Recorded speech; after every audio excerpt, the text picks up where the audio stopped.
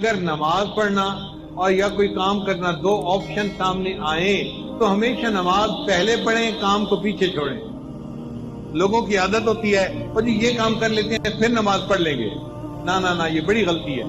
پہلے نماز پڑھیں پھر کام کریں۔ عورتیں یہی تو کہتی ہیں میں مہمانوں کو چائے دے دوں پھر نماز پڑھ لیتی ہوں، اور مہمانوں کو چائے دیتے دیتے نماز قضا ہو جاتی ہے۔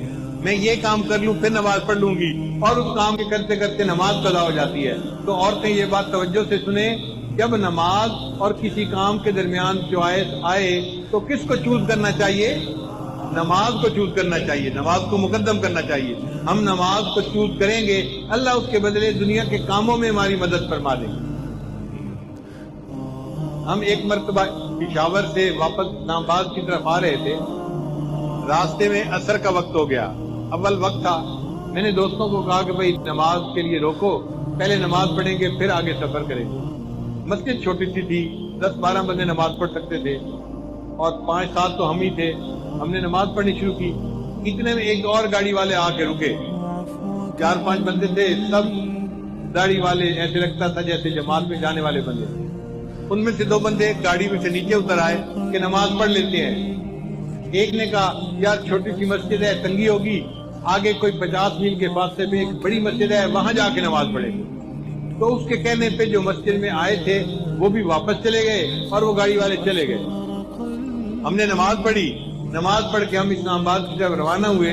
ہم 5 کلومیٹر آگے آئے تو ہمیں پتہ چلا کہ وہ جو کار میں چند لوگ بیٹھے ہوئے تھے ان کی گاڑی کا ایکسیڈنٹ ہوا تھا، کار بالکل تباہ ہو گئی تھی، اور کھڑے وہاں لوگوں نے بتایا کہ اس میں سے 2 بندے فوت ہو گئے۔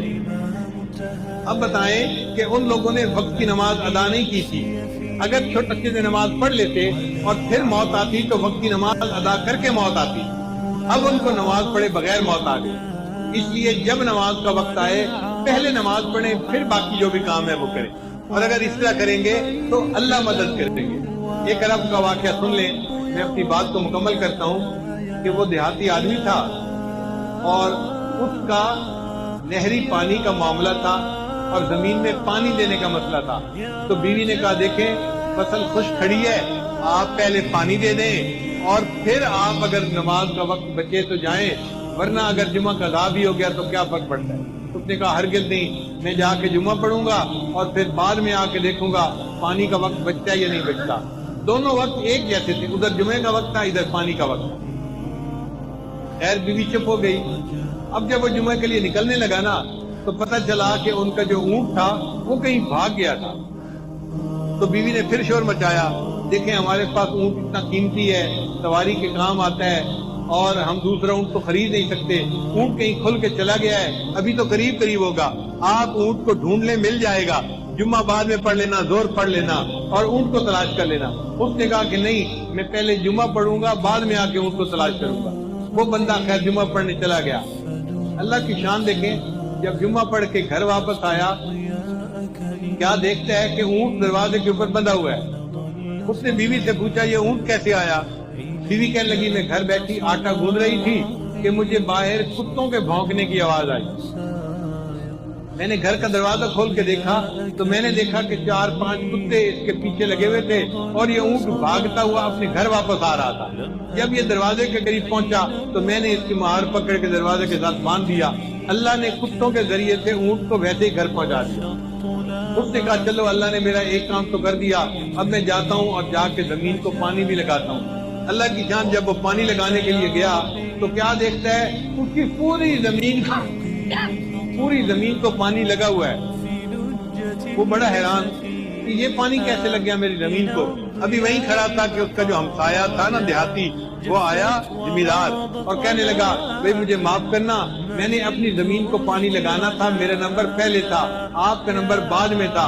جب میں نے اپنی زمین کو پانی لگایا تو میرے اور تمہارے زمین کے درمیان جو سوراخ بنا ہوا تھا وہ کھلا ہوا تھا، مجھے اس کا پتہ نہیں تھا، میں اپنی زمین کو پانی لگاتا رہا، جب لگا کے دیکھا تو تمہاری زمین کو پورا پانی لگ چکا تھا۔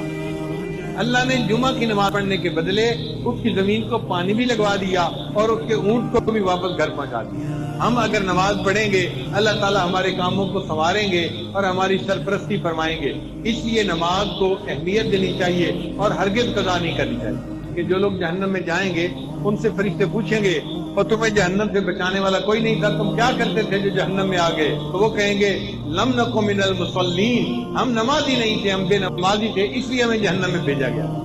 تو جہنم میں جانے کی جو بڑی وجہ ہوگی وہ بے نمازی ہونا ہے۔ اس لیے ہمیں نماز کی پابندی کرنی چاہیے اور نماز کو بہت اہتمام کے ساتھ پڑھنا چاہیے۔ عورتیں نماز میں سستی کرتی ہیں، گھر کے کاموں کی وجہ سے نمازیں قضا کر بیٹھتی ہیں، یہ بہت بڑی کوتاہی ہے، اس سے بچنے کی ضرورت ہے۔